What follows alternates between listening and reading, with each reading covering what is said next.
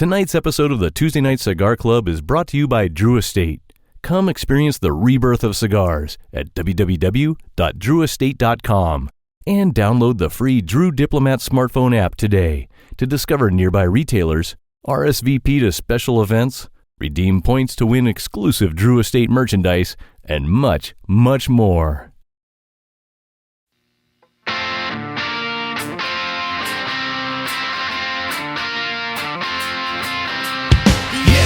Might be a big mistake, but I'm having too much fun to wait. Flag her down when she comes back by. That one's yours and this one's mine. Bring another round. Bring another round. Bring another round. Bring another round. Bring another round.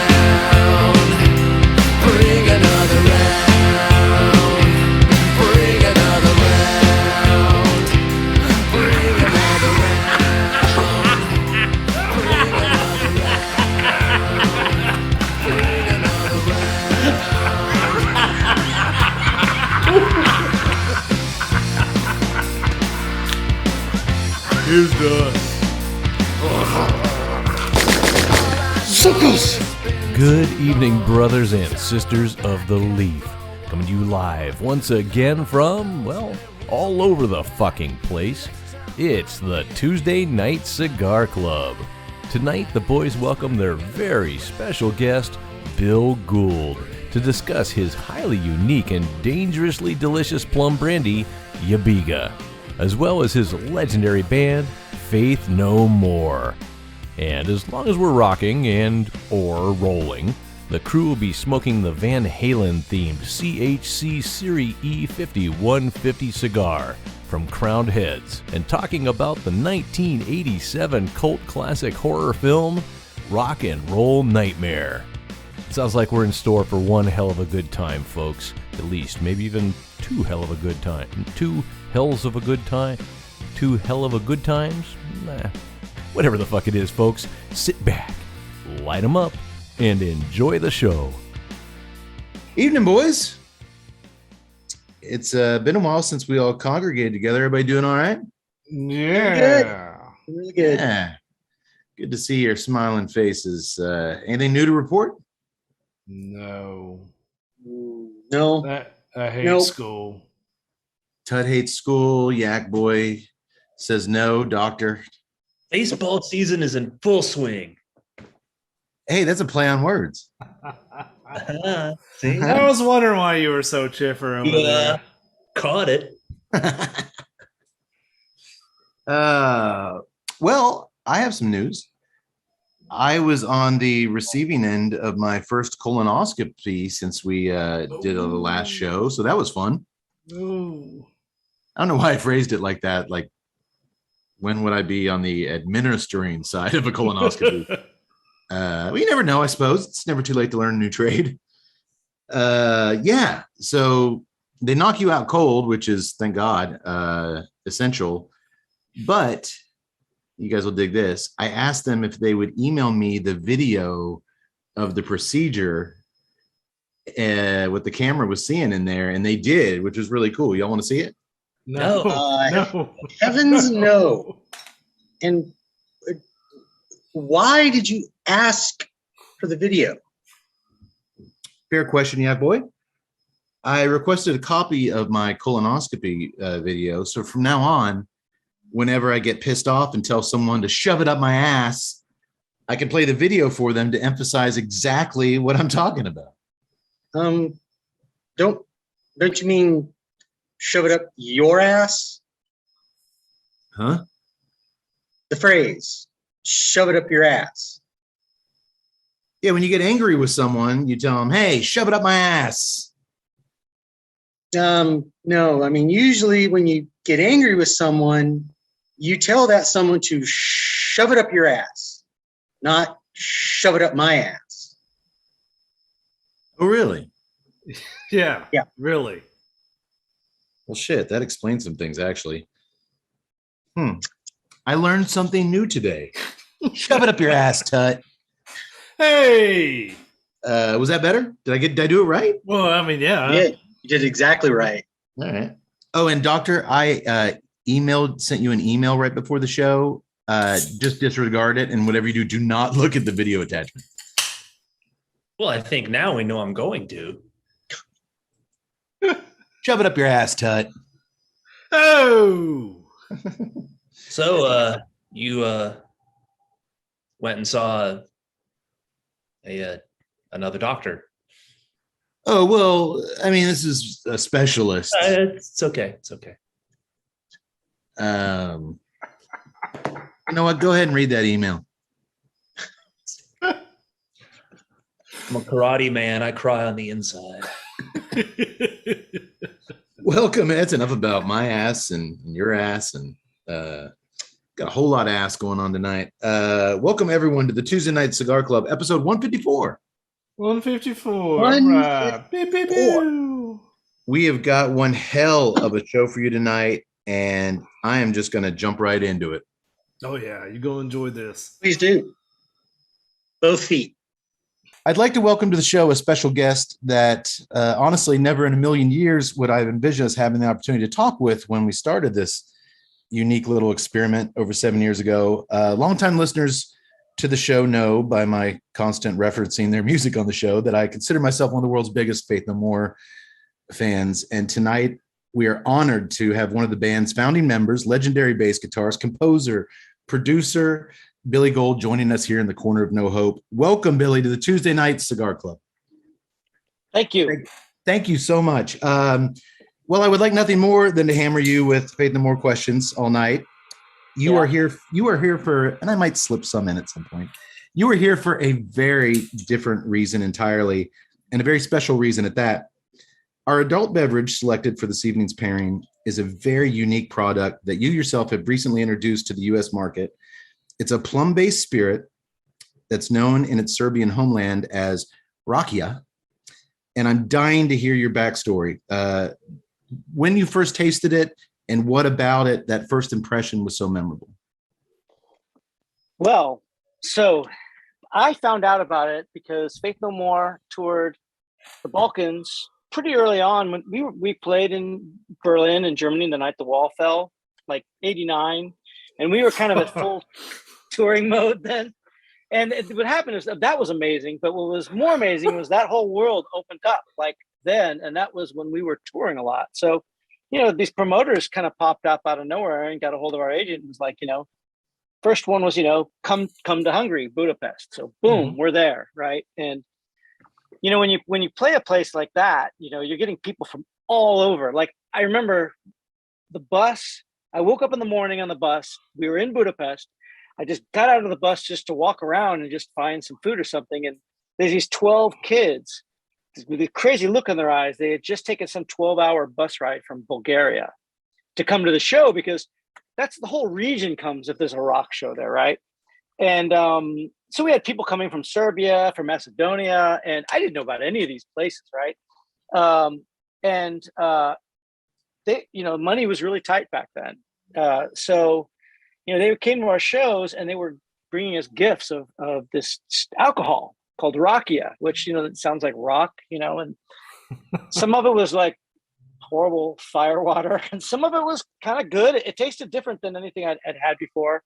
We went back to Slovenia about a year later, and that was when the Yugoslavian war, Serbia versus Croatia, was happening, and soldiers from both sides came to our gig because it was the only gig in town. Oh, wow. And people brought more rakia, right? And just by going there, I started falling in love with the area. I got an old car in Germany, and I decided I was going to go drive it from Berlin to Albania. So I went, and people I had met on these other previous shows. I, looked them up and stayed at their house, and all of them had this stuff that, their family made.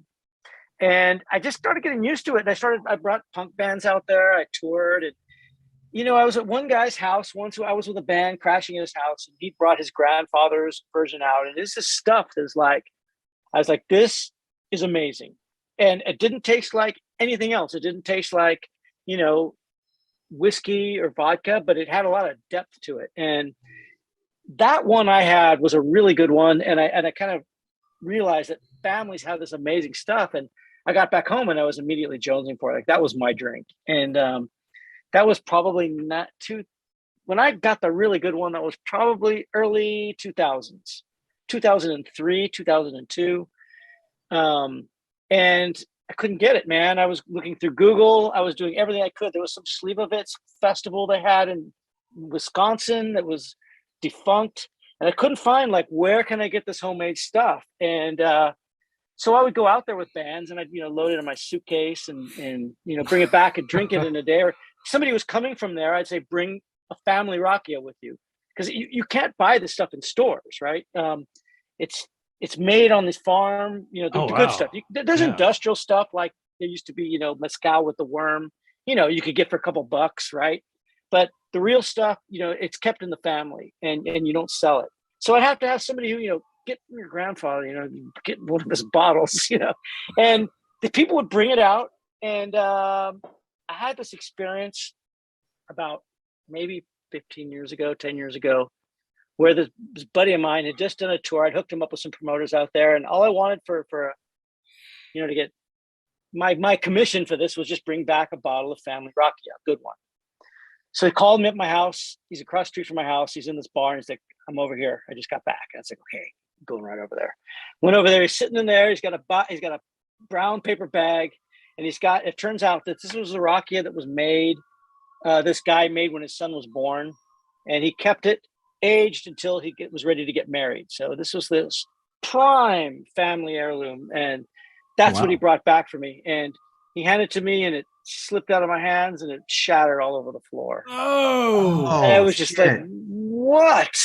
Like, and when is the next time I'm going to see something like this? Like it was really like, fuck Bill, up. you gotta squeeze the rag into a glass. I mean, I know. I mean, it seriously shattered, like mixed with glass. It was just, I couldn't even explain to anybody what it was. Just the only guy who knew was the guy who brought it to me.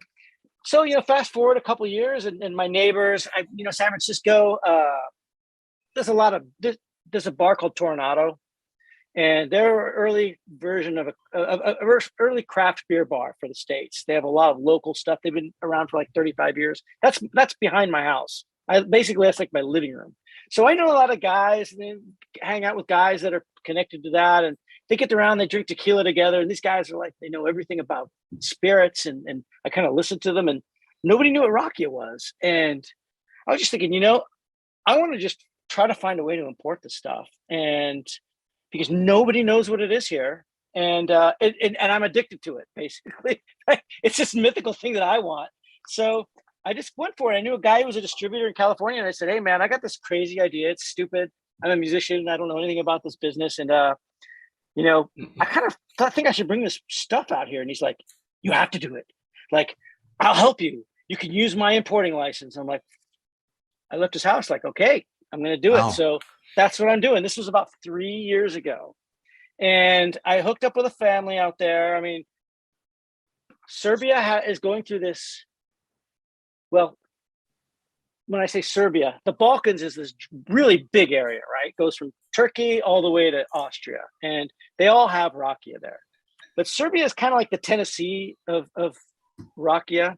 Like they work with plums, and they're really sophisticated at it. They're just famous for it. And my first rakia that really blew my mind was a Central Serbian Slivovica.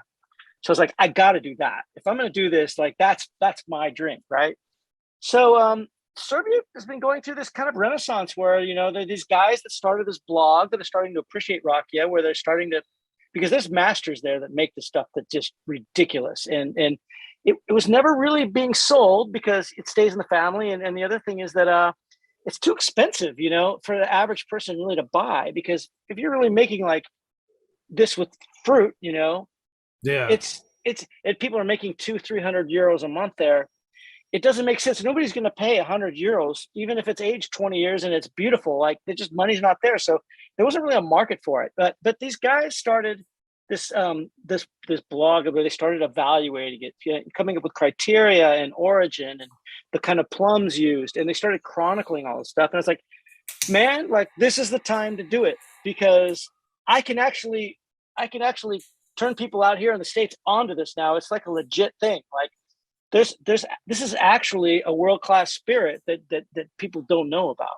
So it came at a really good time. I hooked up with a family who's been doing this for like, they've had this farm. They've been doing it by hand for at least 150 years. And these guys there's probably 12 real masters out there in Serbia. This is one of those families. It's one of the top tier families. And these guys are awesome. They're smart, they're like, they want it to be appreciated like a real thing. So this is kind of like a really amazing, like meeting of time where like, there's this thing that I've always been fixated on. And it's kind of like, this is its time when it's ready. It's ready, So Well, that's it's a beautiful kind of open window to pursue it. I want to make clear that this isn't like an outsourced bourbon or vodka where anyone with enough cash can kind of jump in and get their label on a bottle.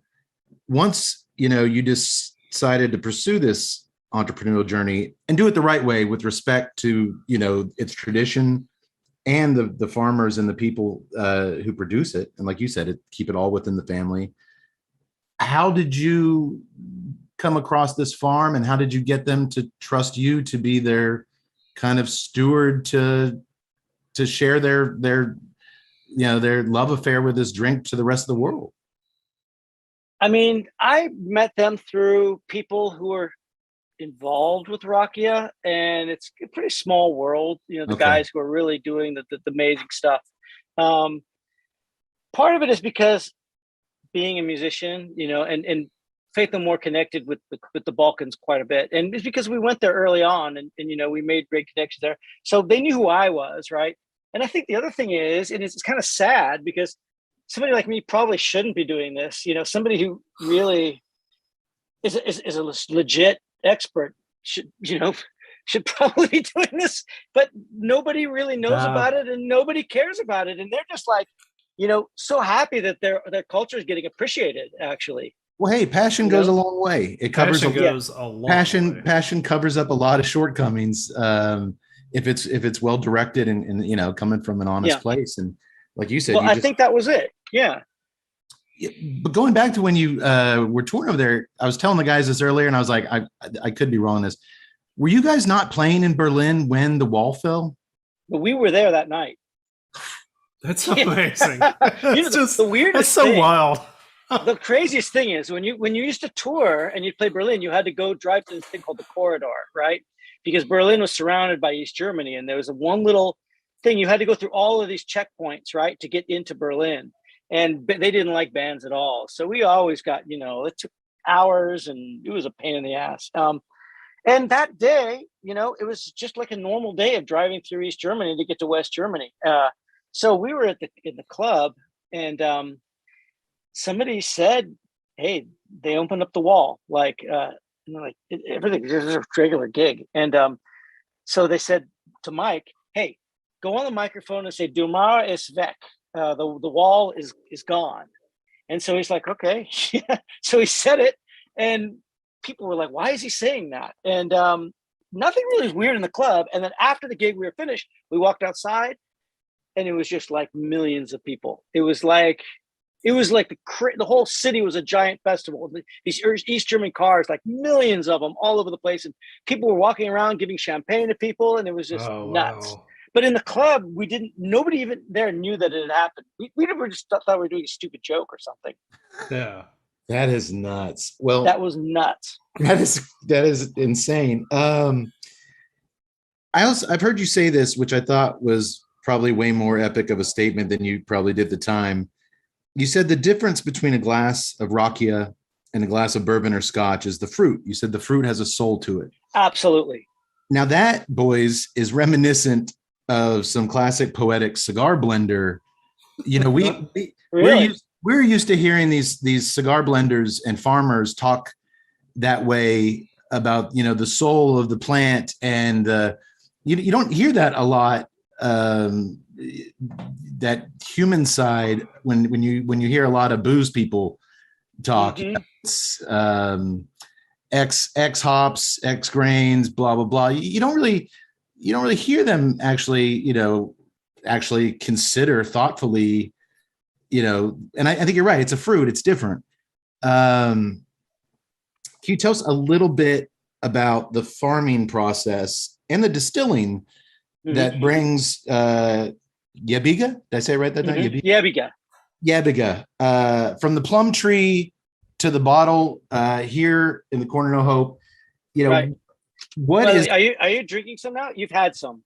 I am obviously. drinking. Yeah, we Okay. all. Are you guys okay? Well, there we go. Let me join you guys here. By the way, I'd be remiss if I didn't break in with a little pairing note here. Yeah, please. The pepper coming off of the nose on the retro hill of this is playing so freaking well with the sweetness coming off of this thing. It's just right off the bat, and I'm only a half inch in, so we haven't even gotten into the strength of the cigar, but I'm really enjoying that dance between the pepper of the cigar and the sweetness of it really that I was gonna say the same thing a little bit down the line, Tut. With every puff after taking a sip of the rakia, that rakia ignites those tannins that are left on your tongue, and it's like almost a little electricity on your front end. But then when on the back end, there's that velvet kind of vanilla sweet, very subtle fruit sweetness. It's got a big finish. Yeah, and it brings out a sweetness in the cigar. The cigar is very leathery to me. Is it to you boys? It's a nice Yes, leather. very. It's a very nice leather, but that's kind of the main note I'm getting is the leather, a little bit of earth. But boy, that back end, that really smooth vanilla and sweetness just kind of brings out the best of the earthiness in the cigar. So it's pairing beautiful. So I'm sorry, Bill. Yeah, about the fruit. From tree to the bottle. Is it distilled once? Is it do you use the entire plum? Like, what are we looking at here? Yeah. It's double distilled. Okay. There's something to start back to the tree. There are really 5 types of plums used to make rakia. You got to realize, brandy goes back in France something like 1300. They've been making rakia in the Balkans since at least 1000. So. And it hasn't really, probably from 1000 to 1800, it probably didn't change much in process. So we're talking about they know their fruit, right? They know their land, they know their farm, they know their fruit. So the basic raw materials going into it is everything. These plums that they use that are really known in Serbia, there's one called Božegača, Crvena ranka, red ranka, Čačanska rodna, Čačanska lepotica. These are different plums just native to this area that just distill really well. So they have a very unique taste. So that's the first part. The next part that really makes this special is, when you pick the trees, they have to be picked. There's a couple ways to do it. You can, go when the season's ripe and you just pick the trees and you just shove them in the mash. That's kind of the industrial, way of doing it. But the real way to do it is the fruit has to be at maximum technical ripeness. It's like when the amount of sugars is at its peak, and that doesn't happen on a tree all at once. So you have to hit the same tree about 5-6 times to clear it out. Yeah, they ripen at different times. Nobody really has the patience or energy to do that, but it's worth it because everything going into it is exactly where it's supposed to be. From there, you de-pit it, you mash it, and it's about 10 days. And you distill it on these 500-liter old pot stills. And, you store that distillate, you distill it again. And the last thing that my guys do that makes a real difference is they put through this cold stabilization process for 24 hours. Because what happens is the distillate is very angry after it's done, and the cold kind of binds it for about 24 hours. And then it somehow clears up a lot of, I think about like in audio. It's kind of like, what would it be like? It's it's like putting something through a nice, I'm going to get a little technical here, but like if you mix through a really nice bus compressor where everything goes through a certain compressor, it kind of glues all of the elements of the mix together. And if you do it right, it's invisible, but it just feels more like a record.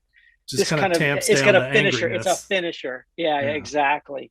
And it is pretty, it makes it's that difference really. So now it can be stored, it can be aged. The oak we use on the farm, our farm comes from that hill. It's Serbian oak because that's what they have. That's their farm. But you don't have to age it. Like going back to being fruit. I mean, there's a clear one that's young, that's fantastic. And a lot of people now, I mean, I went through New York, on a sales tour, and half the people that I sampled both products, they preferred the unaged one. Yeah. There's kind of like a backlash against wood now because I think people kind of feel like they've been tricked. there's so much, smoke and mirrors with oakiness and how it masks, part of the essential part of the spirit. So yeah, it can be being fruit.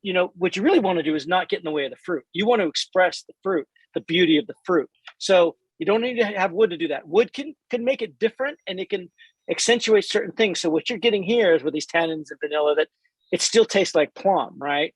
But you don't want to lose the plum. So that's kind of the methodology, the mentality that goes into it. Okay, and I should mention right now there are two expressions of your Rakia available. The Perva, which we're drinking tonight, which is aged in oak barrels.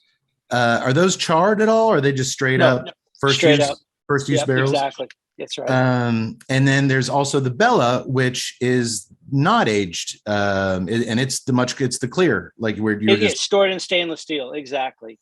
Is that is that more along the lines of what they would have on the table, the clear, as far as it's like a working rakia, right? Though it's a very well made one. So a lot of clear rakias, they have the same association like we do here. Sometimes if it's got wood, it's going to be better. If it's 20 years aged, it's better than something that's young. Like there's a lot of assumptions that go into that, but in fact, the clear one is like a working one because you can get it that season.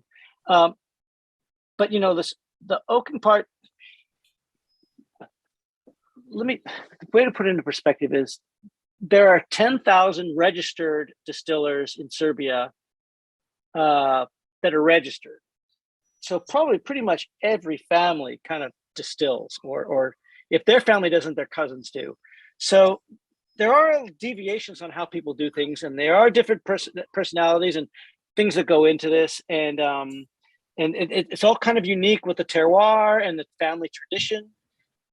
But and so some people, they could do the wood. They only work with wood. They go up to 20 years with the wood. But like this wood here, it's only 18 months. It's pretty substantial, but it's not that old, really.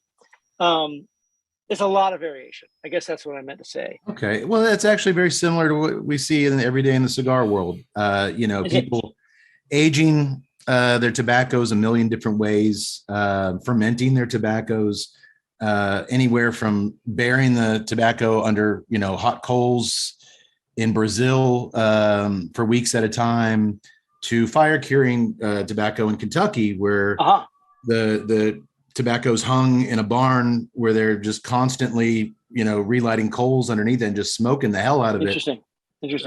For 2 weeks, and everything in between. And then, you'll get the same thing. Some people think that the aging the tobacco in bourbon barrels brings, that, I don't know. My opinion is that's a lot more flash and marketing, at least on the, I'm not sure about, I'm not sure on the spirit side. At least it gets the radar going. Like in the cigar world, it's more often than not, it's a bunch of bullshit. It doesn't do anything to make or break the cigar. Interesting. The raw ingredients, the farm tobacco is what's going to make your cigar a pleasant experience or a dud. But I think there are some real similarities there in the spirit world. We just don't really get hear about that too much. All right. Well, let me jump back. Let me jump back if I can. Just sure. So once everything shut down nationwide back in 2020, I know you, Bill, participated in several online Zoom-based kind of musical collaborations with members of bands like Mastodon, Cypress Hill, BC Boys, to raise money for roadie relief. Right. Covering song, y'all did a great Bee Gees cover. I think you guys did the Public Enemy song. And then some other musicians chose to cover Faith No More, which was really cool. That's right. How, I got to know, when you watched that YouTube video, how cool was it for you to see DMC rapping We Care a Lot? I mean, that was kind of cool. That was really cool. It's cool. And the guys that did it were just great guys. It was a great experience. I mean, when the vibe is good, it's just fun, you know. You guys, and everyone on all, not just your video collaborations, but for the most part, like I know the Charlie, the drummer from Anthrax, was doing one like every other day, and he'd have these new guys, and they were just killing it. Yeah. And so they did the Rush cover, and that's right. They sounded really good. Somebody sounded really good. He did a Billie Eilish cover that was just, you know, I got an 11-year-old daughter, so I could finally like play something for her that she would. Right. Dad's on the same page, not really, but then as a band, Faith No More did an awesome thing where y'all autographed a shitload of tour posters and made some like exclusive shirts. I was actually going to wear mine tonight, so my wife told me that would be really cheesy. So I didn't. She's like, well, how would you feel if someone's interviewing you and they're wearing a Tuesday Night Cigar Club shirt? Like, I'd fucking love it. You're the guy who bought it. Thanks. But you guys did it to help raise money for your touring crews. Right. Those guys and gals were hit so hard over the last. Oh man. You know, for us, because we had a tour set up right before the pandemic hit, like literally we were supposed to go out in about 3 weeks before the lockdown. So our guys were like ready to go. I mean, this was like, it just got them. And then it got postponed several times. It was brutal. Like, just totally. I was lucky enough to snag a signed Dublin 2009 poster with the goldfish going in my beloved pint of Guinness. I'm just so that was just really awesome. But it leads me to this question. Was it during this period of kind of involuntary downtime where you got shut down, where you kind of got the idea that you could do this with Irakia? Or do you think regardless of where you were music performance wise, you would have found your thirst for sharing, for not just drinking it, but for sharing it? Would you have found the energy and the time, do you think, to do this or is this just something really cool that came out, one of the few cool things that came out of the pandemic? I would have done it anyway, because I've kind of been going on this slant of this culture, you know, the Balkan culture. I really connected with it when I first went there. I kind of feel like, you know, I came from there in a way. They kind of have my sense of humor out there. And so it's just something that Fatalist? I was going, I don't know. I mean, I was going there on my own a lot. So, I mean, I love the food, you know, I love the people. And I was just headed in that direction. So the Rakia thing, it was a little intimidated because it's a big deal out there. I mean, out there, everybody knows what Rakia is. Everybody drinks it. It's just that nobody knows what it's here. It's like, I kind of felt a little scared about the responsibility. Like, I don't want to blow it for these guys, you know. Cool. I don't want to give the wrong message. I think I would have done it anyway. I think that's the short answer. And that's what's really so important about, you know, that you found this farm, that you were this careful with it, because let's face it, in the spirit world, you only have kind of one shot to introduce something new, and if you blow it, who's gonna give another chance when there's a million other things coming out behind you? Well, you know, there's that, and I'm also fueled by the fact that it's not recognized here kind of pisses me off. I feel like it's been kind of ignored, and it's like I want to bring a really good version of it, because I actually think that it needs to be recognized. I mean, like I said before, this is about 300 or 400 years before French were making brandy. Like, this is really like, it's kind of a missing link in spirits, that it's its own thing, right? And somebody needs to do it, and I just, like, nobody's doing it, so it's like, fuck it, I'm going to do it. Well, I think, Tut, I'm going to go to you first, because you guys have been sipping on it now, and neither of you boys had tried any prior to tonight, correct? No, like I said, I've actually been in the region and I had never even heard of this. What do you think? What cigar pairing aside, just as just from a drinking experience, what are you getting? I really like it.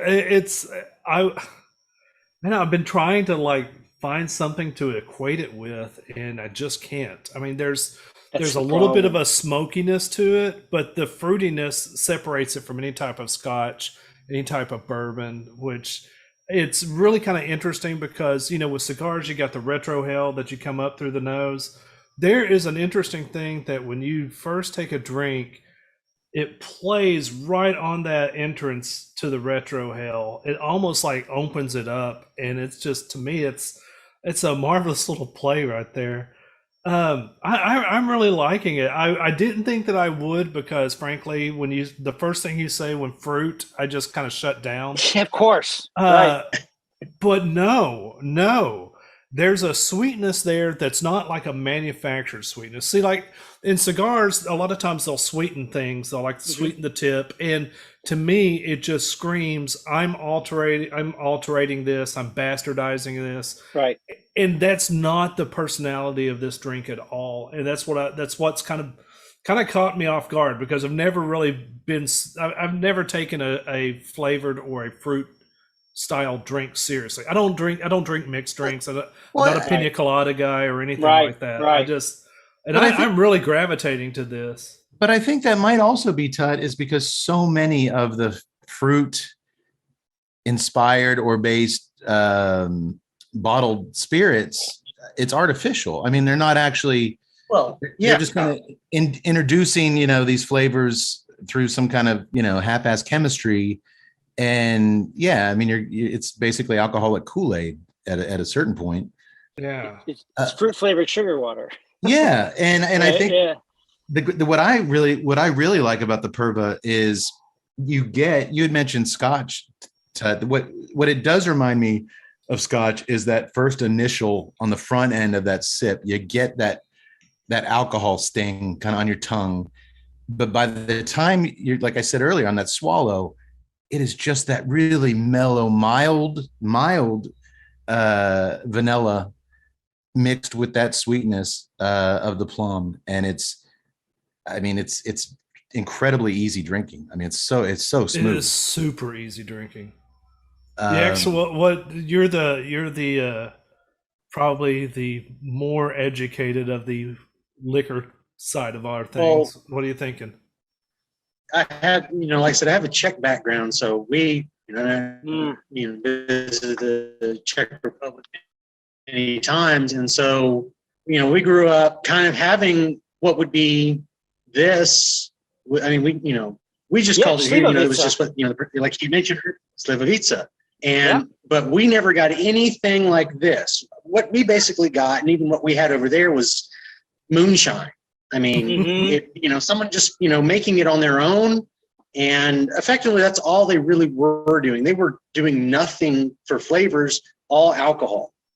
And, and then, and we have had some, now that was made more like this. They took the time to, work some things out as opposed to just literally saying, I'm going to find any material that I can, mash down and distill and pour it in a glass. Yeah. And they're like, this stuff's great. And then you're like, this is gasoline. I'm sorry. But this is wonderful. I mean, like you just mentioned Scotch. Yes. Like he said, that little sting at the beginning, and then it just halfway through and then all the way to the back end. It's that sweetness. I am loving that. I'm like I said, if you just handed me a glass and said sniff it, I would have been, this is has almost more of a citrus, almost so because it's so sweet. Yeah. And I was just like, I wasn't expecting that. It's incredibly aromatic. I mean, you're shortchanging your experience if you don't stick your nose in and just really savor. You really are, and I'm the first to make fun of stuff like that. It's funny. I will sniff a cigar for like 10 minutes, but sniffing drinks, and I'm like, oh, you pretentious asshole. I think you're right. No, you're right. It's like you're doing yourself a disservice if you don't. You know what? Experience all of it. And I think I only did that on one other episode. Remember a few years ago, we had a really aromatic IPA. It was just this crazy cantaloupe and mango smell. And I was like, you guys, you got to get it. And I stuck my nose in it and I drank it right through I took a big swig right through my nose. I never did that again. Well, I do want to say the thing that I like about it. We've been using terms like sweetness, but I want to say it's not sweet. It's not like exactly. It's dry. You're right. It's just sweeter than what I'm normally used to as a Scotch and a bourbon drinker. And like I said, and the vanilla's there, but I've had bourbons that are far more vanilla abstract compared to this. Oh yeah, and I imagine that's from the freshness of the oak. And I just like how those flavors are present, but they're not omnipresent. They're not just dominating everything. So here's the thing you're probably going to notice now. I'm going to just bring it up. Maybe I shouldn't tell you, but it's probably worth knowing. Because the land can vary and terroir means a lot because it has to do with the trees in your orchard and how they grow. It's more like wine in a way, right? This farm is about 800 meters up. It's about 2,400 feet up, which is about as high as you can get to grow plum trees. So this is a very unique farm in terms of elevation. And one thing that's interesting about it being up that high is that it's surrounded by conifers. There's a lot of pine trees. So you're probably going to notice this now, but some of these pine oils in the air get into the fruit and it survives through some of the distillation. So this is from this farm in particular. That's one characteristic that kind of sets it off from other ones. That's so cool. Okay. Keep your eyes open for some pine boys. Exactly. I will say this though, because I especially when not so much scotches or brandy or good scotches or enjoyable brandies, but a lot of my experiences with my very limited experience with brandies and other liquors of that nature.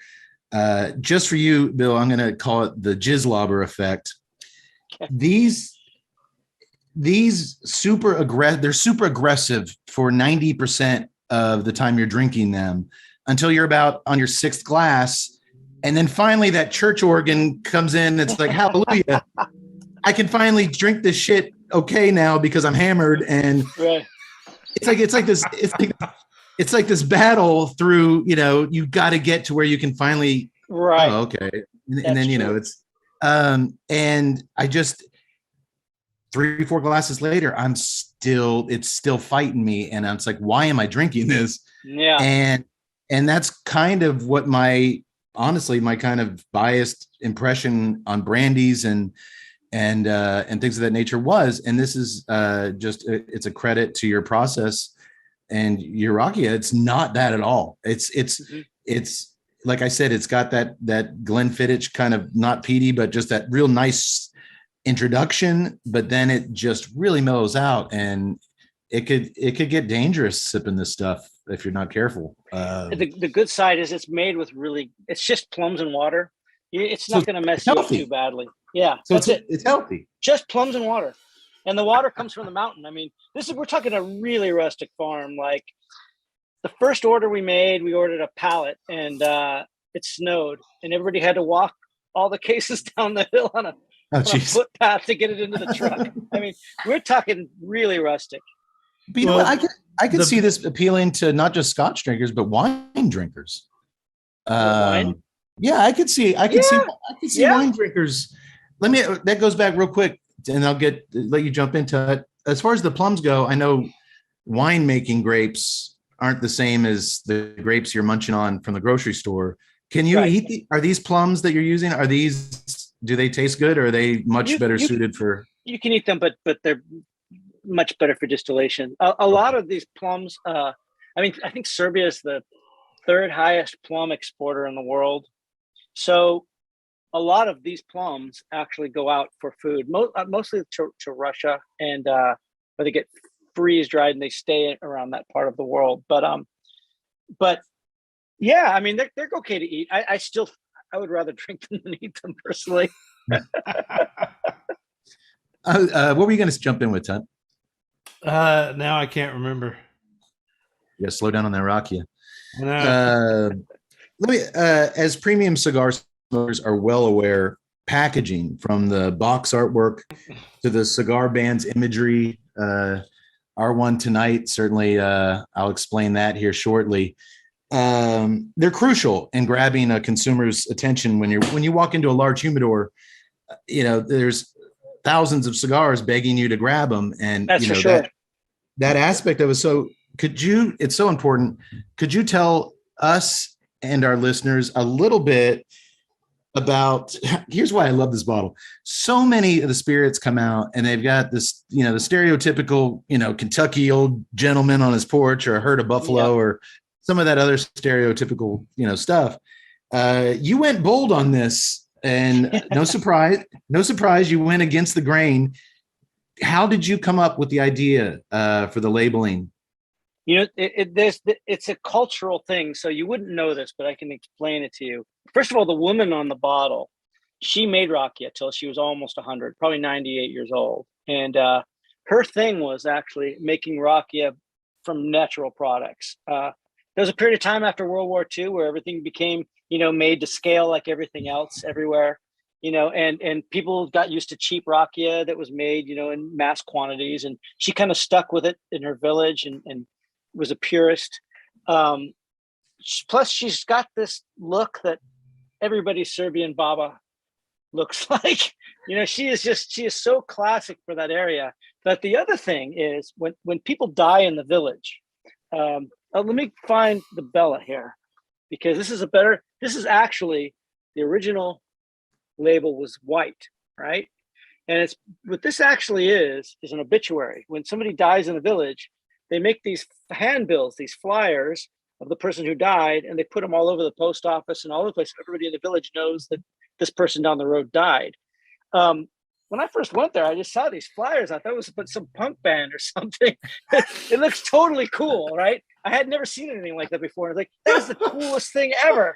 And it's like, that's a label for a bottle. And for the people out there, they're like, why are you putting that on as your label? It's an obituary. Do you know that this, so it's kind of a black humor to it. And then the last part of it is that Yebiga actually means in Serbia, fuck it. So literally means fuck it. So between that and the obituary and Baba, I think that's kind of all sums up my relation to this stuff. I love it. Fuck it. Okay, that's awesome. What I also heard in that was that she was making this till she was 100. So you're saying if I drink this, I too shall live to 100. There's a chance. Okay, so you Serbia also need to live in Croatia, pristine air. There's some villages where there's like the patriarch who's like 104 years old, and the news always finds him and interviews him, and they're always like, "What is the secret to your long life?" And he's always like, "I have 2 shots of rakia every day." Like they always say that. Like totally. I can show you YouTube videos where they're saying it. It's just amazing. Like rakia, I go, like they say things like, "Oh yeah, you drink rakia and you work in the fields. You don't need to drink water." It's like, "Oh really? Oh wow." You don't need food or sustenance. Just rakia. And the tractor, you need to fuel for the tractor. Rakia works.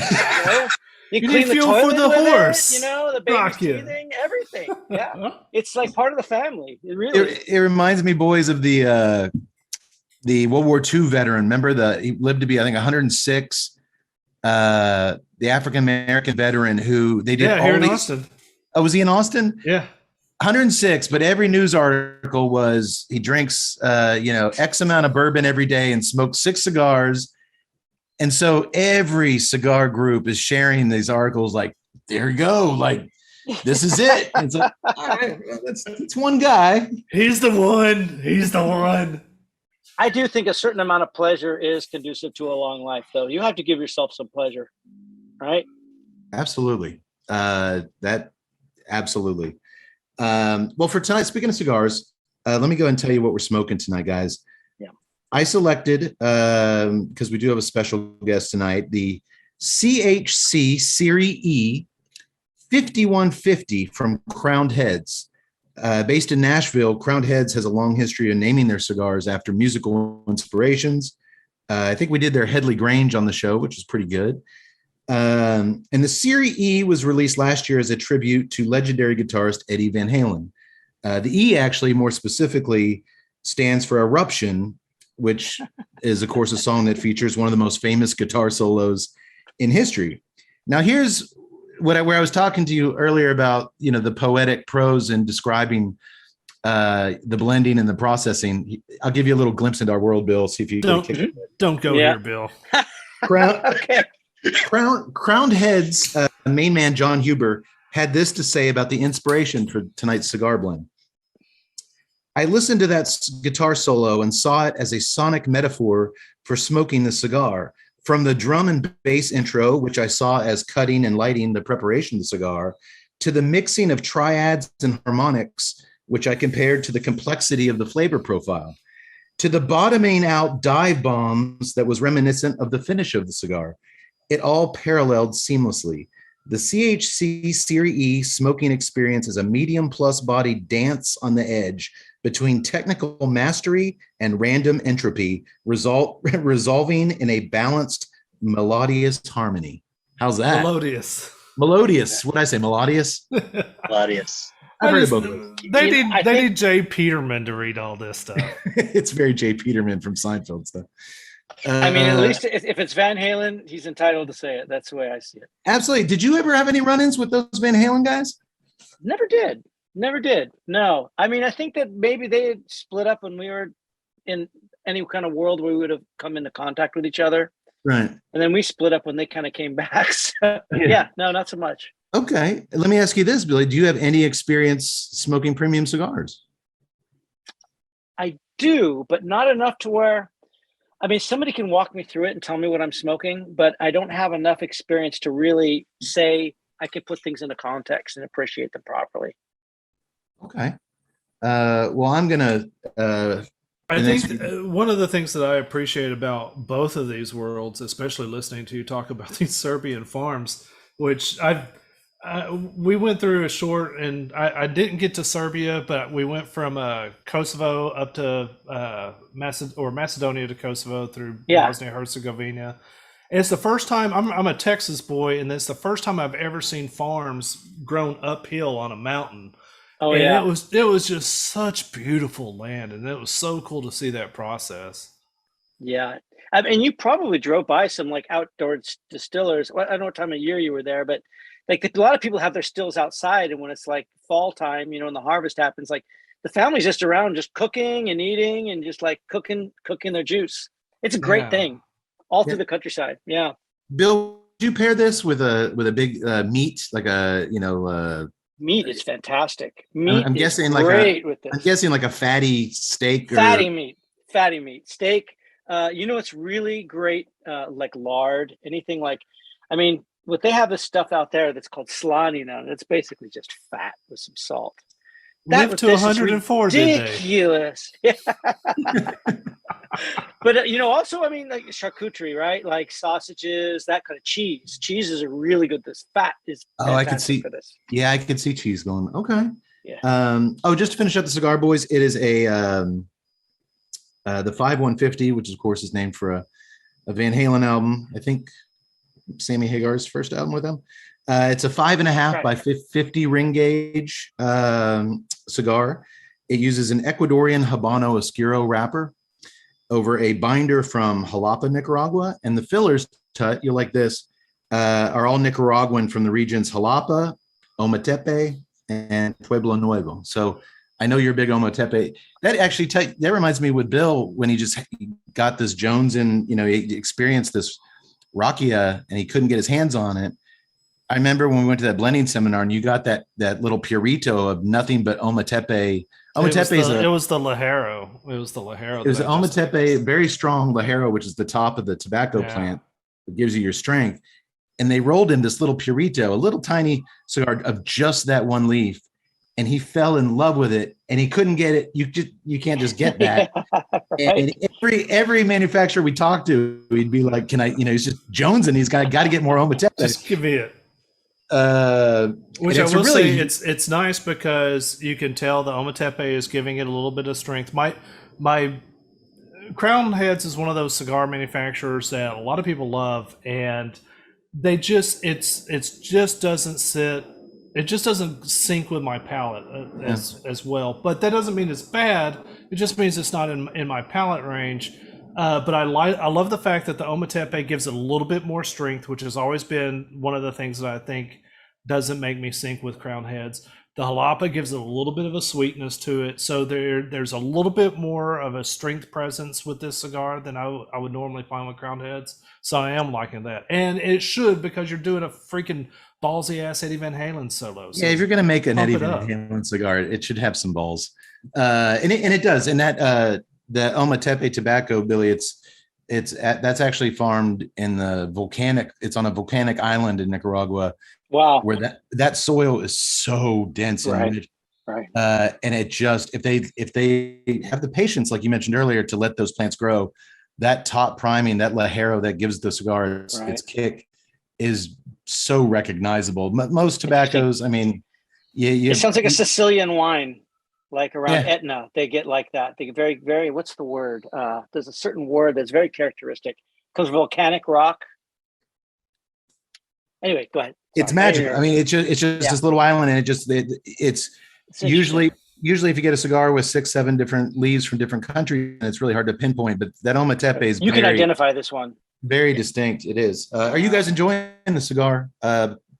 Both aside from the pairing, for me, I'm not getting the sweetness Tut in the cigar until I chase it or precede it with the Rakia, the Perva, because I smoked one of these yesterday and did not just without the booze, and I did not get any kind of sweet component out of the cigar. And to me, that sweetness is getting ignited by the Perva for sure. Yeah, and I have to be hesitant because I've got so much focus going into the Perva because it's a new experience, new taste, and I'm just kind of really focusing in on it. That if I were to sit there and give my thoughts on the cigar, it might undervalue the cigar because I'm just kind of like, nah, whatever. I want something more ballsy with this drink. No, that makes sense. So I don't want to get too hard on it. Yeah.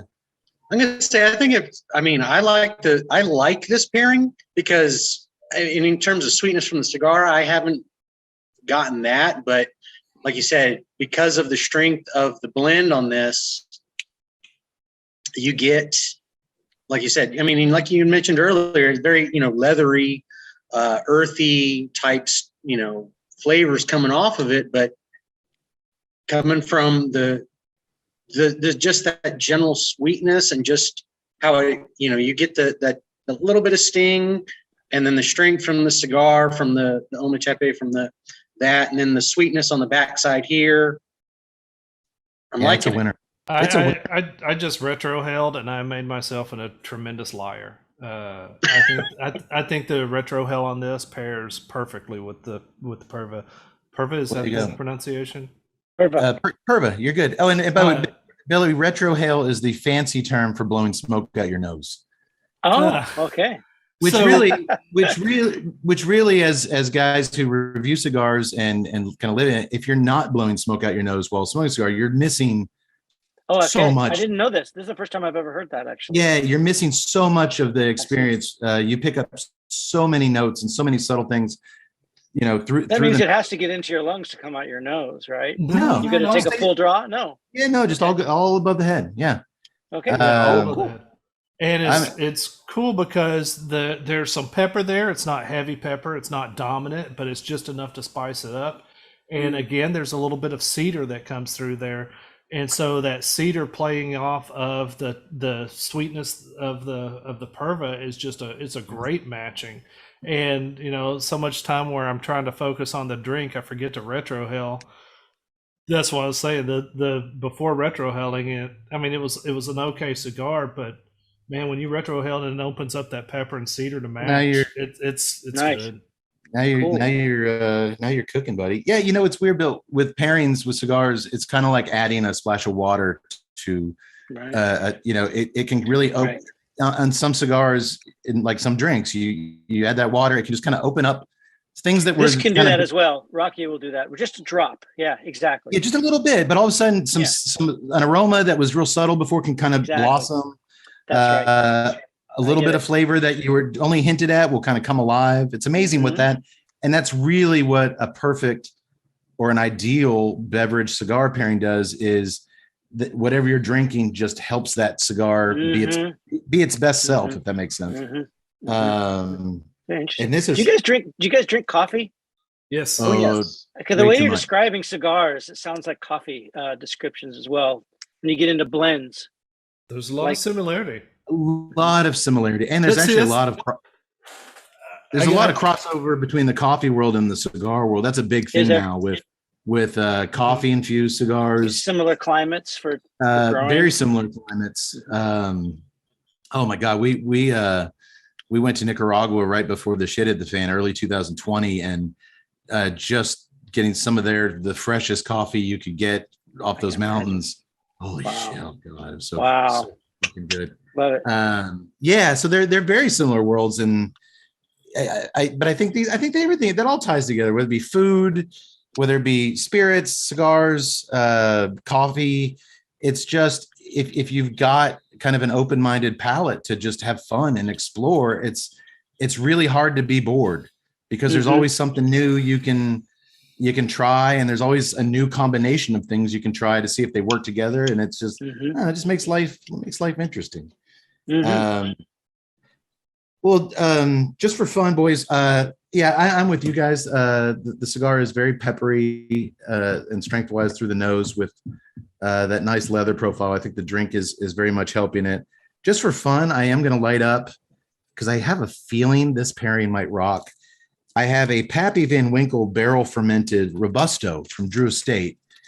And I'm really curious as to how this will pair with the Perva. Oh, you mad scientist. I think you're going to nail it. This cigar, Bill, uses a dual Kentucky Tapa Negra wrapper and a Mexican San Andres wrapper.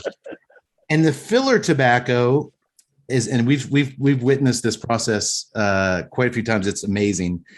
The filler tobacco is fire cured in Kentucky, in Hopkinsville, Kentucky, for 2 weeks in these barns. We went there, we checked that out. Then it's shipped down to St. James Parish, Louisiana, where the tobacco is placed in these spent Pappy Van Winkle bourbon barrels under immense pressure. What are those jacks, Yak Boy, they use? Were they train jacks? Railroad jacks. Railroad jacks. The pressure they put on these barrels, and I think they do that for 18 months. Wow. Yes. Until basically when they would crack open these barrels for us to look at, it looks just like pure oil. Wow. I mean, it is just soup. Wow. And then they take that back to Nicaragua to be utilized in the final blend. It's a very bold, it's a very divisive cigar. People either love it or they hate it. Anything with fire cured tobacco is a very distinct taste. But I think this pairing beverage might bring. I think you're right. I think it might balance out. I think the Perva might balance out some of the strength in the Pappy, and then I also think it might kind of take some of the sharpness around the edges of the fire cured. We'll see. I'll report back soon. All right. Oh, I did have one question, and I hope you don't mind me asking it. And you can absolutely say no comment or not ask it, but. You know how like there's always those stories of, oh, I heard my song here and it was so cool because it was just, that's us. You hear yourself on the radio or you hear yourself somewhere that's unexpected and you're like, that's so fucking cool. Have you ever heard yourself somewhere to where you're like, oh no, that's not us. We shouldn't be, they shouldn't be using us here, or no, that's not us. Like it wouldn't be appropriate, or I'm embarrassed, or just like it's not what you and your music is about, and yet it's almost like they're co-opting it. Oh, sure. Well, I mean, a lot of bands do covers of us. I've been in clubs where they've played versions of our songs, and they got all the really vulgar parts of it right. It's kind of like showing you a mirror of yourself distorted in all the wrong ways. You know, circus. That's painful. That's painful. Well, I mean, that's a great question, because I mean, you guys have been one, it's Bill and Ted, back to the Bill and Ted's Bogus Journey, Gross Point Blank. Hell, I was watching TV a month or so ago, and I came across an episode of It's Sunny in Philadelphia. They played 2 Faith No More songs in one episode. Yeah, I think Get Out and Ugly in the Morning. Guy was driving around, and that was he got in the car one time. It was Get Out. He got out. He got back in. It was Ugly in the Morning. Amazing. And I mean, that's a great question. Like, to these songs that you created with your guys in your bubble. Yeah. To be watching something on screen that's completely made up in someone else's creative world. That's got to be a trip. It's a trip. I would say most of it, it's okay. It's we're so close to these songs. I mean, we as a group, particularly before we record, we kind of go through things in a lot of detail, and we're kind of ready. We already have most of the stuff arranged before we go into record, and what that means is that we work it out onto a process that gets into really a lot of detail. And by the time the record's done, we kind of let it go. We don't listen to those records anymore. That they're done. We kind of lived through them. So when I hear them, I don't feel that attached a lot of times. I feel like it's somebody else's music a lot of the times. If I listen to anything, like if I be in a club or a bar in our musical one, I will listen for mistakes. Like, I will listen to how that snare drum sounds. I get very analytical. Like, did we pull it off, or did we fuck that up? And I hear things. I mean, it's a curse, really. I hear things that nobody hears. And it's a torture in a weird way if I let myself get tortured. Oh yeah, I bet. But it's cool. It's nice. I mean, we spent so much time playing this weird music that everybody just kind of ignored. That I think the fact that we connect with people, whoever it is and wherever it is always kind of cool. Something that hooked that person, and it can be different things because, like, I mean, I've heard our music at strip clubs and I've seen it on, Alaska Airlines ads.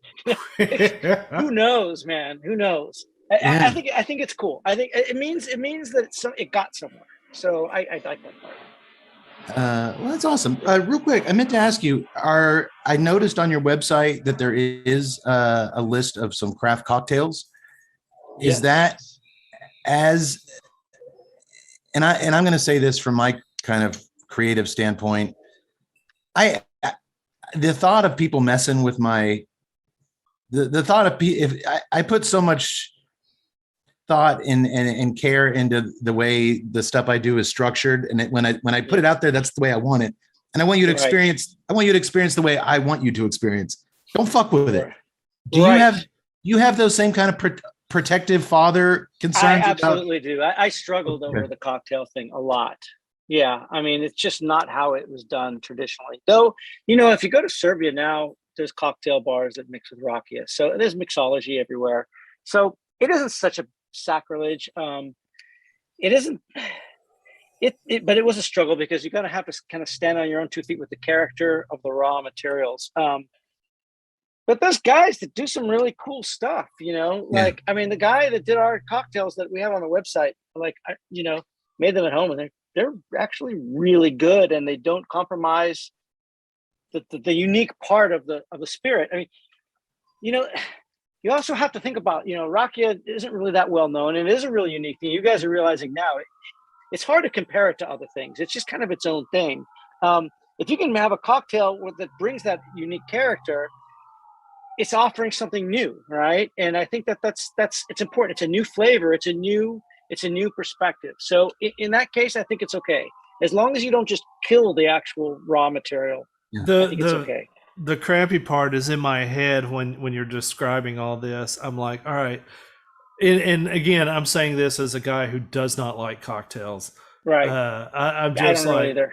All right, if it's a cocktail that captures the essence of the Balkans, I'm down for it. But if it's freaking Tom Cruise shaking a freaking bottle of Perva out there, I don't want any part of it. I know exactly. I hear you. Well, Tut, you don't sell the steak, you sell the sizzle. And what was that, McDougal's Law or whatever? Something. Well, I'm glad I asked, because I was actually, since Yak Boy's there at the pub with a big tap wall a few feet away from him, I was going to have him try the Perva in a Boilermaker, but maybe we should just hold off on that one. I hey, I mean, this is the thing is, it's a working spirit, it's a people spirit. It's just not anything really that precious. I mean, you could do that, if it doesn't work, then don't drink it, don't make it anymore. But experimentation's fine. This is something, it comes from the farm, and it's about improving the quality of life, right? So if you can find out some trick that, ticks your boxes, man, do it. Yeah, I'm really like, if you want to pour a glass or a can of Bud Light into this thing, if that's your fancy, go ahead and do it. I mean, I was going life is hard enough without me shitting on you doing that. So, Yak Boy, what beer do you have there for the Boilermaker? I have this is a Austin Brewery 512. This is their Helles Lager, a German style lager. Okay. So, hey, that might be a little on the malty side. That might actually, that sweetness from the Perva and that might actually. Well, typically when someone makes a Boilermaker, they usually, like Tut said, they ask for just the worst light beer, and you're like, well, no. I mean, you want it to mix. You want something to kind of go both ways. Yeah. And I found that their lager is really good. So I figured if I'm going to mix it, I'm going to go with something that I think is good. Yak Boy, I'm giving you the green light. Go ahead and go for it and report back. Okay. All right. So, here we go. I just had an idea. I'm not going to do this because I am quite enjoying the purpose it is. I could do a Boilermaker with the Deftones Phantom Bride beer. Nice. I think, Bill, that would be considered a collaboration between Bill Gould and the Deftones. It would. It would. I think this is a strong IPA. I'm not going to go there. And I only have one bottle. Of Perva. I kind of want to hold on to it, man. Until it is easily accessible in Texas. I'm trying to find if there's a distributor. Yeah, where are you at? It is not. We're actually working on that right now because that's our next state we're focusing on. I think we'll be in Texas in the next 6 months. That's my prediction. That's kind of the spot that we really need to hit. Come to Austin. Everybody else is. Don't get him started. It's not the Austin I grew up with when I moved here 5 years ago. Oh yeah. So is it primarily? You know what's really? I have an Austin story for you. Can I tell a quick one? Yeah. So back in our first tour we did, we went to Texas on the first album we did, 1984, and we stayed at some friend's house, because we were just crashing on people's floors, and we were coming from San Francisco. It's kind of a hippie city, so there's health food stores and stuff around here, and until we got to Austin, there was just nothing but fast food, and we got to Austin. And there was this really cool health food store, and we're like, "Oh my god, this is like San Francisco!" And we stocked up on vitamins and all this kind of stuff. And I saw my friend a couple of years ago, and I said, "Where's that health food store? It's a really good one." And they go, "It was Whole Foods." Yeah. That turned into Whole Foods. Yeah. I was like, "Oh my god, that was the first Whole Foods. It was just this hippie store." Yeah. Amazing. Anyway. Yeah. I mean, I spent a lot of time with family that lived in Austin growing up, and that was the original Whole Foods. That's crazy. And now in quintessential Austin style, it's part of the Bezos empire. And it's this massive complex now, right? It's like the big flagship Whole Foods store, like the Death Star now, right? Yeah. Well, let me ask you this, because Tut, you kind of brought up film and that world. Random question, and then I want to get a little, because that is a third of what we do here, talk about film. Mm-hmm. Random question I thought of today, because I saw their preview that Hulu is doing a 6-part kind of thing on the origin of the Sex Pistols that's coming out next week, I think. Mm-hmm. Danny Boyle's directing it, and it's like a biopic. Like, they're actually got young guys playing Sid and Steve and Johnny Rotten, all that. And then they had a huge hit with the Motley Crue thing they did, whatever that was called. Oh, it's the same people? Well, I know, totally different people. Okay. But it seems to be. I just started thinking today when I was thinking about talking to you, and I was like, all right, if someone like Netflix with a lot of dough ever got clever and did a biopic about the insane 1992 co-headlining tour of Metallica and Guns N' Roses, which Faith No More opened up for. Is that a movie you would be interested in seeing, or is it still just too soon and you would choose not? And is there a young actor who you would like to see play a young Bill Gould on film? I think that anything of that period of time that they captured that would be justified for the financing for it, which means what they would think the average person would want to see about that tour, I probably wouldn't want to see. I think that was it as insane as the public? It wasn't insane, actually. It wasn't insane. It could be called insane. I remember like getting ready to walk on stage at some place in Germany, and these were big concerts, you know, the biggest tour in the world, I guess, at the time. And somebody's like, how does it feel to be part of the biggest tour in the world? And it really didn't feel like it. I mean, there was a lot of security. There was random things didn't happen on that tour. It wasn't like being in the van where, you know, you don't know where you're going to stay that night and all kinds of chaos happens. Like, this was very structured. It was very regimented, and we didn't see a lot of people. We spent most of our time in an isolated dressing room, and it wasn't crazy, actually. But you can't make a movie about that. Interesting. Right? No, you can't.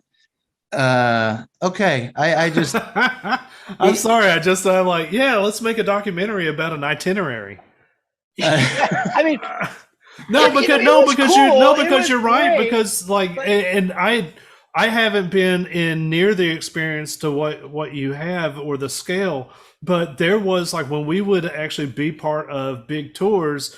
You're right. There is a lot of organization that goes on either because of the headliner or whatever, to where there's not that spontaneity or just chaos is a great word of just, hey, we got to pack up our crap and we got to be in Florida in 30 hours. Right. I mean, just liability issues alone, random things can't really happen. There's too much money at stake, right? So it's all orderly. Everybody, I mean, you know, I see some guys, you know, backstage is some lawn with some middle-aged guys with, you know, bleached hair walking around with a lemon around their neck, and maybe a couple strippers or some girls from Hooters walking around next to them. I mean, I don't know. You know, everybody's to each his own, but that's not exciting to me, you know? It was. I like crazy stuff. It was, yeah, and it was such a weird for me, just as a middle school Faith No More fan. You know, you guys just really spoke to me, and it's like during that tour, it was just, you know, you'd watch the highlights from MTV. You know, MTV News with Kurt Loder would come on with the latest, and it would just be like, fuck, just okay. Axel did this, you know, whatever. Just, you know, what's Faith No More doing? It's like you guys just went out there and did your jobs and went back to the damn dressing room. Like it was we talked about the sizzle. There wasn't, you know, how can you kind of do anything to make the news when Axel's coming on stage after you? Well, you know, I mean, those guys treated us really well. We were probably a little more obnoxious than we needed to be, but we were also like, you know, gigs were only 3 days a week, and we'd have 4 days off with nothing to do. We'd probably be just drinking and being stupid. And, you know, after 6 months of that, you start getting a little crazy. But at the same time, I mean, Guns N' Roses were notorious. They were going on 3 hours late every night. So, you know, the crowd got wise. They're like, we're not going to show up till 3 hours later than it says they're going on. So we would go on stage in this big place, and there'd be maybe a couple hundred people. Because everybody knows they're not going to go on for 3 hours. And they were always right. They never went on for another 3 hours. So, you know, it's kind of like, it was like, what the fuck are we doing here sometimes? We were thinking. Yeah. And anybody that had tickets to that and did that, you fucking punks, show up for the bands that are there, because you never know. You're going to be missing out on some really cool stuff. Always. I mean, it was still cool. We did great shows also. There were great times. We played some really cool places like bull rings in Spain and Portugal. Like, there was great stuff. Okay. But, you know, 6 months is a long time when you're, you know, in your 20s and you're just got like all this energy, and you drive yourself crazy. And we drove each other crazy. We're all different people anyway, and we drove each other nuts. So, and maybe that's what the movie would be about. It'd be like kind of like us penned in with each other. Yeah. That would probably be the real story. I'm kind of digging that. I don't know if we could make it, it could also turn into a quasi horror movie. Well, that's probably closer to yeah. Well, I did read that Slash was very cool with you guys. He was very cool. He was. And they were very supportive of us. And I would just, for any Faith No More fans tuning in, I would like to squash one of the weirdest rumors in rock and roll history. For the record, Bill, Mike Patton did not shit in Axl Rose's orange juice, correct? He did not.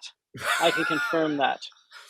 He did that look on your face almost made me think he did. I was just like, no, he's going to say he did. He didn't. I'm not saying he didn't do it. I'm just saying he didn't do it to Axl Rose. Okay. Oh, poor Lars. That's awesome. Well, thanks for indulging me, and boy, that really makes me wish I was still making movies, because I would have a field day just kind of reliving that moment in time. Okay, well, let's jump ahead. In 1998, you started your own record, Cool Arrow, and I love this snippet from your mission statement when you first launched. To quote, "Remember, just because you haven't heard about it, it doesn't mean it doesn't exist. And this is what Cool Arrow Records is all about.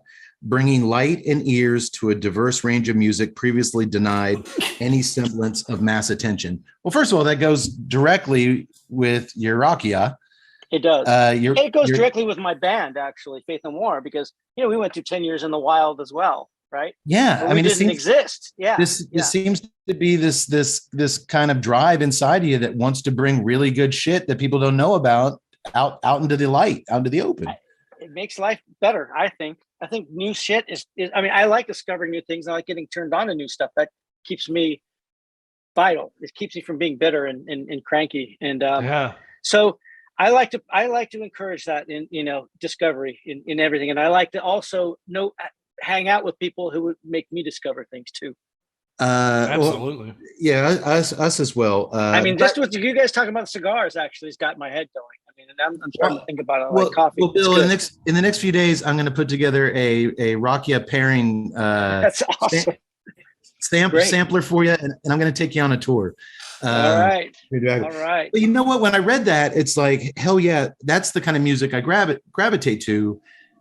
With mild apologies to my wife and daughters who have to drive long distances to me. Very insecure apology, by the way. I feel like I'm introducing them to some stuff. I'm educating them.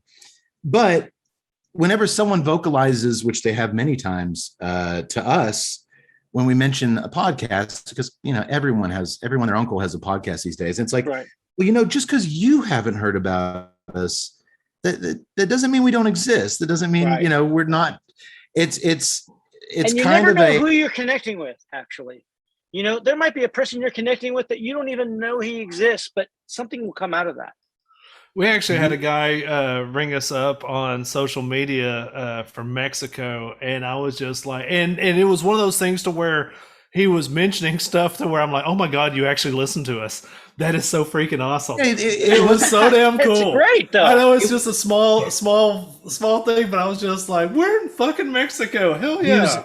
He was a chef. He was a chef at some really kind of swanky hotel there. That's he said awesome. He listens to us all the time he had a long drive to work, and he's like, because we do like a 3-hour show. He's like, that's perfect for me. I can get through like a show every 2-3 days. Amazing. But he's like, it's been really fun hearing you guys with your pairings, but then it's also been really fun for me down here in Mexico to try to track down some of not only the cigars, but the beers you guys, because I guess the craft beer market in Mexico has exploded. Absolutely. That's right. And they're able to get all this great craft beer from the States.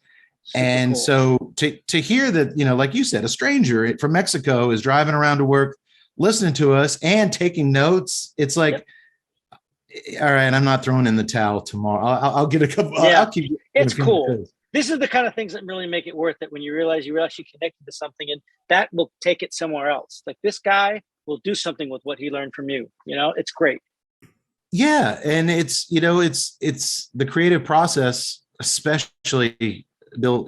From you, in my, and you don't have to respond to this, but in my opinion, you were always from everything I know, kind of the beating heart of the band, to where when no one else, you were kind of holding everything together at several points in the band's career. And, you know, especially when you're involved in the production of the albums and you're battling creatively, all these opinions and things aren't working out. It's like to know that when that album comes out 6 months later, that there's some punk kid like me in Texas who it completely pulls them out of a dark place. And it's like, you don't know that now it's a lot easier with social media, but to know that you bashing your head against the mixing board resulted in, you know, this piece of art that really changed this kid's life. I mean, that's huge. Absolutely. It's huge. It's everything. You know, yeah, it really is. Yeah. Well, a good portion of the films we choose to discuss here on the show are movies that haven't had a light shined on them much or ever. So we do a kind of a lot of obscure films. I was getting back to Cool Arrow. You released The Talking Book in 2010. And I'm going to give you a free plug here, Bill. All right, cool. The Talking Book. It is an amazing project. It's a collaboration between you and Jared Blum. Yep. He lives in Austin, by the way. Does he? Yeah. Oh shit. Okay. He does Under the Blanket Ship. Exactly. The name of the moniker. But basically, I'm going to go back to your words because you have a way with them. Reclaimed from a graveyard of vinyl, The Talking Book is a collection of oxidized oral snapshots buried between the gloom and the gorgeous. It has everything. It has piano. It has guitar. It has what sounds to me, I'm not a musician, just like some very primitive percussion and instruments. And God, it was such a unique album when it came out. And at the time, it was your first music produced in 13 years. Yeah, actually, that's true. Right. And it was a fucking doozy. I mean, it blew me away. I've just listened to the hell out of it. What was the inspiration for The Talking Book? Well, Jared, who I knew, I knew him in San Francisco, and he has a label called Gigante Sound, which is a lot of experimental stuff. And he had this thing called Blanket Ship, and I got to know him over the years. And he'd come into my studio. Sometimes we'd go through mixes to see if anything needed correction and stuff like that, and collaborate. It got to a certain point where we got to know each other really well. And it's like, what would we get if we did something together? And he comes from a world that's really different from mine with composition. He's really he's a brilliant abstract composer, where I'm a linear kind of writer. I've always been in bands, you know, and learning verses and choruses and thinking of structures and architecture of songs. And he's really different from that.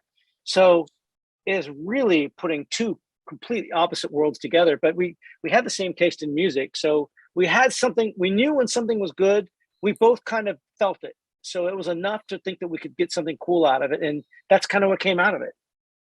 So that's what it is. Well, and it got even better. 10 years later, we got The Talking Book 2, which was so bleak and yet so damn beautiful. I can't recommend it enough.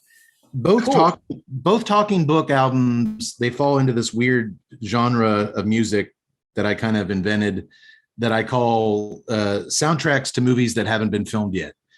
That's actually what we call it. Oh, is it? Yeah, they're soundtracks to films that don't exist. That's what they're visual music.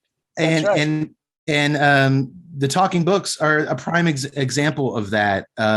John Carpenter, one of my favorite filmmakers and composers, he's been putting out a series called Lost theme albums, which are basically soundtracks to movies he never got to make. Very cool. Once the studio kind of got tired of dealing with him, and he's too old to make movies, he's like, well, I'm going to just make them. I can still make the soundtracks to the movies in my head. Super cool. And they're really incredible soundtracks. And then your singer, Mike Patton, he did an album with Kata called Romances, right? Which was the exact same thing. I'm listening to it. I'm like, this is a score. This is, I can close my eyes and come up with my own story, you know, and project it against my eyelids listening to this album. So I can't recommend the Talking Books enough. If That's Alejandro, cool. I'm glad. Now you are one of those people that it connected with that I never would have known about, because, we put the stuff out and it's like, who's going to buy this stuff? Really, you can't market this. It doesn't, you go into iTunes and you have to say what category it is. It doesn't really even fit into anything. So it's kind of like has to be discovered by accident almost. And you found it. So there you go. And this is where it's great. Yeah, I didn't expect to be talking about Talking Book on this podcast. That's for sure. Well, good. I just like you. I like to shine a light on stuff that makes me happy. And cool. I think awesome. They almost have like a Alejandro Jodorowsky, like a Holy Mountain El Topo kind of vibe to them, but something else. But it's more modern than that. At the same time, it's kind of timeless. Everyone just go buy them. I mean, it's kind of. We just scored a soundtrack for a film that's just coming out right now. That's what that was my next question. We've never done it with visuals before. Yeah, we did. It came out. It's only been shown once publicly, and that was about 2 weeks ago at the Copenhagen Film Festival. And the film won the main prize, which is pretty amazing. This is the Eclipse, it's correct? Called The Eclipse. That's right. It's by a Serbian director who just kind of goes into her family history, and it's our music in her film. It was when Jared and I were working on it, we were like, man, this is the perfect film for our music. And she was saying the same thing, like this music is exactly perfect for my film. So it was really a great experience. Well, I had no idea you were up to it. And then I came across a review, and when they referenced your soundtrack, they name dropped William Basinski's The Disintegration tapes as a kind of a point of reference. Amazing, right? How about that? And that's a piece of music that I've since forever have just been oddly kind of it's one of those things I go to in a certain mood. Ooh. And just kind of he's amazing. Oh yeah. And when I saw her cross reference that, I was like, holy shit, I gotta get. Will Cool Arrow be releasing the soundtrack by chance, or? Well, Jared and I have to talk about it. I hope we release it. Yeah, we have the music, so we should do it. We haven't gotten the physical part of getting it together yet, but yeah, I hope so. Okay. Well, let me real quick. Oh, and by the way, guys, the Pappy Van Winkle with the Perva home run. I kind of thought it would be. Thought it would be. Here's the funny thing: it doesn't pair well with bourbon. No. Really? No. Trippy. It is such an odd cigar. It's the oddest. When I said it was divisive, that is an understatement.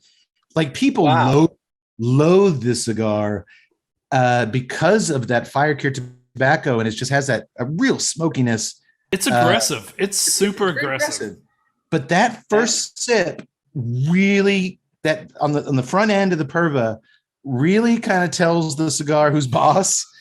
And then it's like the back end, it's all Perva. Like it kind of mellows out the rest of the body of the cigar. It's, yeah, boys, you can finally get these out of your humidors that have been buried in there for years. And man, see, that is so funny because drawer just sitting there like, what am I going to do with this? Bill, that is so funny because like I would have never thought to make that pairing, but the moment you said, hey, I'm thinking about the Pappy Van Winkle, I'm like, oh my God, that absolutely fits with taking an aggressive cigar and matching it with this. And I'm going to try it. I'm gonna send you one of these cigars, Bill, but I'll label it like very, very obviously like this one is special.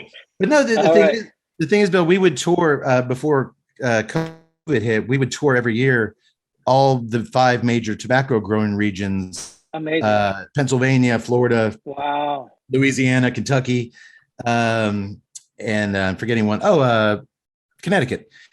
But basically, when we would go down to the Louisiana where they would actually ferment this tobacco, we would get just an inordinate amount of sand. They would be handing out these cigars like crazy. So we'd come home with just these bags of. And it's a pricey cigar. It has it's got the Pappy name on it, which is and we just couldn't find a good way to enjoy these things. And God damn it. Tonight's all the night. Right. That's cool. All right. Well, hey, real quick, the third portion of our show is film. And we're talking a lot of rock and roll tonight with Billy and our music themed cigar. So I selected for discussion here in a little bit. 1987's Rock and Roll Nightmare, starring the one and only John Thor. You guys remember that Canadian bodybuilder slash rocker? They made a documentary on him a few years ago. That was the guy is a very interesting character, and I thought that this movie could complete our pairing trifecta with the music theme. But get this, there's also another little side thing. The movie centers on a metal band whose manager, keep in mind it's 87, packs them in a van and drives them to a remote Canadian farmhouse in the middle of nowhere to rehearse for an upcoming tour with demonic, really cheesy, but at least they're real puppet monster effects. No CGI here. And when I was watching it, Billy, and I knew we were going to be having you on the show, it kind of reminded me of when you guys went up to Woodstock, New York to record King for a Day, Fool for a Lifetime. You guys had always been based in California, recorded in California. And it's like you guys, just like this terrible band in this movie, you guys went up to this, I think your barn studio was probably a lot nicer than what we see in this movie. But yeah, you spent a couple months up in upstate New York recording that album. I think you actually described it as a form of sensory deprivation. Our characters don't live long enough to really go at each other. Was that being kind of secluded up there with your bandmates? Was that, it made a hell of an album, but was it not being able to go home at night? What was that experience like? It was a good thing, but after a couple of months, when you're there, you're kind of working, or there's not a lot out there. There was a little town in Woodstock where there's a couple little restaurants and a bar, but for 2 months you can't keep going to the same places all the time. There's a certain point where you've got to make your entertainment, or you're going to work. And so we worked a lot. And Andy Wallace, we just started working with him. He's really an interesting guy. He's a very focused guy where he would be working up till like 3 or 4 in the morning, just comping vocals and just working on by himself. Like there was always sound. There was always something going on. It was really, I got a pneumonia, so I was down for a week, and I was still there in the farmhouse, totally sick. This guy's got in a really bad car accident. Nobody got hurt, but it shook everybody up really bad. It was just a whole experience, really. And the result is kind of one of your most, I think, the most eclectic, wide-ranging albums that you guys did. It's very different than the others, that's for sure. Yeah. It was perceived when we delivered it. We were very happy. We were super proud of it because it was something different, but we liked it, and we gave it to Warner Brothers, and they weren't getting it at all. And this was like, what we were getting back was, why are you guys doing this? That was kind of the feedback we got. Like, okay, what is it about? And the media just killed us. All the reviews were horrible. And so it's like, but we felt pretty good about it. And I think it did bear itself out in time. I think we came out of it definitely on the right side, but it was weird. We kind of were like, we think we're doing the right thing. Yeah. I'm envisioning that conversation with the executives. Like, what is it about Cuckoo for Caca that you have an issue with? The thing is, like, when you get some of this, like that song, nobody that's selling our record is going to get that song. And, Cuckoo for Caca was kind of like, if they're not going to get it, let's turn up the volume a little bit. Let's really make him not get it. Yeah. Double down. Awesome. Yeah, exactly. Well, Billy, if you will, before we cut you loose, if you will indulge me just for a minute. I don't know when I'll have this opportunity again. I've come up with a list of 5 songs spanning Faith No More's lengthy discography. And while perhaps they aren't the most radio-friendly or popular tunes in your catalog as far as the masses are concerned, they all mean something very special to me in that they all, in their own unique way, transport me to a very special place. So I was wondering if I could give you a track name, and if you don't mind, maybe tell us something about it we don't know, or just tell us what kind of comes to your head when I throw it out there. And it's okay to say, I fucking hate that song, and I'll move on. I promise. Okay. and this was tough for me, but I kind of wanted to go from the early days to recent, so I had to narrow it down. Number one, As the Worm Turns. Worm turns. I think of that one as something that one of the first songs we ever wrote in this dingy little rehearsal room in San Francisco that just came together. I think it started with the keyboards, just the line, and we probably wrote the whole song like that one rehearsal. I think Wow. It just came real easy. Yeah. Okay, I didn't know that. Yeah, I mean, Yeah, Roddy, early, probably one of the first 3 songs we ever wrote as oh wow. Every time I hear Roddy's intro and then that bass comes in, and there's a because I'm a hermit and I don't like to get out too much. I watch a lot of live performances on the YouTubes, as the kids say. There's a show you guys did, I think it was 2014-ish maybe, at Amoeba Records. Where you guys did a version of As the Worm Turns. You had the Gimp there up on stage with you. And man, for some reason, whenever you guys play that, you guys just look really happy. Yeah, that song holds up. We never got tired of playing it. It's very, it's like in your punching bag, just relentless. Like for me, it's all down picking for 3.5 minutes. But there's something about it when you get in the groove of it. It feels really good. We never got tired of that one. We never say, "Oh, let's not play that one tonight," unless it's like 150 degrees inside. Then we might say that. Okay. The Real Thing, my favorite song. I'm just gonna say it. My favorite song of all time. Really? Wow. That. I would say of all the songs we did, it's a very, in some ways, very conventional song.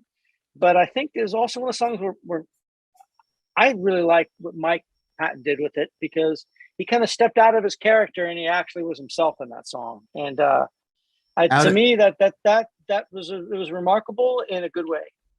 Out of all the Real Thing tracks, I think that's where, because I know the music was written before Mike joined the band, right?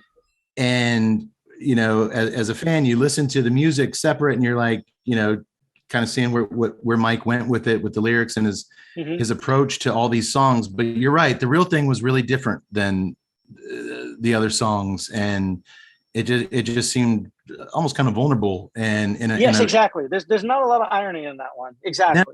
No, there's not, and it just grabbed me. And okay. Man, Angel Dust was hard because I just love that fucking album so much. These guys will shake their heads. They're sick of me talking about it. But I went with Everything's Real. Dude, go on. I mean, just to interject, you talked the Real Thing. I mean, going back all that ways, for me, that the Real Thing was the first CD I ever owned. Oh my God. No shit. Wow. Yes. I mean, when it came out, I was literally, everyone was talking like, "Oh, you got to get a CD player." So I was like, I saved up my money. I mowed the neighbors' lawns for months and months and got a CD player and a little stereo. And I was like, went out to the record store, and there's a look. And at the time it was a tiny little section. You still had, that. And I was like, and they were in the long boxes. Right. And I was looking at all of them, and I was like, and I saw the cover out, the art, and I was like, I know this. And I was like, they had all the standard stuff and and I was like, you know what? I'm going to go with it. I still have it. I still have that CD. Good maniac, boy. I can't believe I didn't know that story. Bill, I went with Everything's Ruined because it does take me to a really cool place. And it's not one that you guys kind of revisit live a lot from where I stand, but we started again. Actually, the last couple of years, we started playing it again, and we started liking it again. That song was a bit of a bitch. It had a couple good parts that we couldn't find a way to shoehorn together for a couple of years. Like, we just couldn't find a way to, and we finally got it. And the way we recorded it, I think that we found a way to play it better when we got back together again, like in the mid, 5 years ago, I guess. We started liking it better. We just started playing it better. I don't know if we relaxed a little bit, but the way it was played on the record was a little stiff to me. And but now I think we like it, and we do play it. And if we play again, we will play it. Okay. Yeah. And I will say to that point real quick, just and I think a lot of Faith No More diehards will agree with me on this. It seems like a lot of stuff from the Angel Dust era and the Real Thing. It seems like John's guitar playing. I as a fan feel he's my favorite guitar player. Oh, really? Wow. And there's a lot of others that feel that way too. Because I think not only does he make very subtle kind of tributes to the Right. guitar players that came on the other albums and their little touches, but he has a way of just slaying every song in his own. And the guy just stands there stoically kicking ass. And just, it's like he'll put his own tiny little thing on there, but it's like, man, I ever since John's taken on, I'm just like, I feel like he's just as great as far as delivering your you know, discography. I think the guy's just awesome. Well, his brilliance is he's all those guitar players. I mean, Trey was also very technical. Jim was he was a kind of force of nature. Yeah. In a good way, actually. Yeah. But John is like, he really sees the whole. He sees where he fits into the whole, and he respects the whole thing, you know. And that's not always easy to find in a guitar player who actually knows what he's doing. To always to step back and see where he fits in, you know, and when not to play, and that's an amazing thing. It's a great thing. I couldn't agree more. All right, album. We'll move on to album of the year. I was going to go with Ashes to Ashes, but then I stopped. I thought that might be a little too obvious, so I went with Pristina. Okay. As a fan who kind of at that point, and this is without the internet. This is all stuff I'm getting from Kerrang magazine and Rip and Circus. I kind of got I guess it was in the early days of fan boards and kind of internet, not Facebook, but, you know, social gatherings of stuff. As a fan who had the growing sense that album of the year might be your last. Right. When I raced home with the CD and I heard Pristina as the closing track, my immediate thought was, one, this album's incredible. And perhaps y'all composed your own funeral song by ending it with Pristina. To this day, it's one of the most musically moving songs. Like, I hear it, and there's a Seinfeld where this guy hears Desperado by the Eagles and he just stops and he goes into his own little world. You can't talk to him. You can't, like, everybody wonders what's wrong with him. And he's like, shut up, just wait till Desperado's over. That's honestly, when I hear Pristina, not that I'm hear it in the car a lot, but it makes me, the music makes me sad. And I think I equate it with it being the last track on the last album at the time. Was there any even subconscious intention of that being the case with that song? I would go so far as to say your impression is exactly the consciousness that went into it. We knew we were going and we planned our own funeral, and that's exactly what that was. And I've never heard anybody getting it before. So good on you. That's exactly what it was. Yeah. Okay. And the Pristina in particular, and the name of it was because of that time when I was taking the car to Albania. We drove through Kosovo, and the war hadn't happened yet, but it was a tough situation. And we turned this corner in our car, and there's these tanks looking at us, and got our stuff out of the car, and, you know, like, searched us. It was so tense. Like, I was afraid to get out of the car all the way driving through the whole country. It was like, man, something bad is going to happen here. And wow. Nobody knew about it. Nobody even knew this place existed. You know, it was never in the news before. And that's why I gave it the name of the song. It's like, I'm just going to put that name out there because it's just like, it's like something, it's like, you know, if a tree falls in the woods and nobody sees it, it didn't happen. But I saw the tree falling in the woods, you know? And so you had to tell somebody about it, right? So that was kind of the deal. But it also was in the point we were kind of, you know, at the end of our rope at the time. And you know, we're talking music is an abstract thing, and a lot of its feelings, and you can't just explain everything away, but it all fit together for me. Well, obviously, it certainly did to me too. So, oh God! So that was actually about Pristine. Yeah. All right, cool. It's so weird how different moments of time and different experiences happen, because it sounds very melodic or very melancholic to hear Cade describe it. But like my experience in Pristine was the exact opposite. It's really this weird irony is that I was there right after the war. Right. So we were there part of Right. part of the second wave K4 operation. Right. And it was a UN base. And so it was the first time I'd ever been out of country, but I am at playing this UN base where there's like all these nationalities there. And one of the benefit with having or playing for a very attractive female player is that all the soldiers would gather around, Mm-hmm. and we would have, like, on some nights, Spanish soldiers just jumping the stage to sing La Bamba of all things. And then on the other hand, you would have like this 6'7" West German soldier just, ripping his patch off and giving it to us. And it was just this so emotional, kind of cool time for me. And then like to hear how it was very melancholic. I mean, of course, going before into the crisis. I mean, it's just really weird how that happens. I'm sorry. This is this talking now. Sorry. To be honest, the though, purpose kicking in. Everything is complex. Every place is complex. There's different sides to every place. Your New York and my New York might be completely different things, even on the same street corner. Yeah. And they're not, and no one is less or more powerful than the other. It's just the lens that you're looking through it. And just at that time, that was the only lens, because there was nobody going there. I mean, that's just what it was. No, that's why I wish you all the success in the world with bringing light to it, because my experience there was, even in wartime, it was just warm people. It was a warm society, and I love the fact that you're highlighting it. As a matter of fact, I think the old woman on the bottle is the absolute perfect representation of it. Well, let me real quick jump in with this real quick.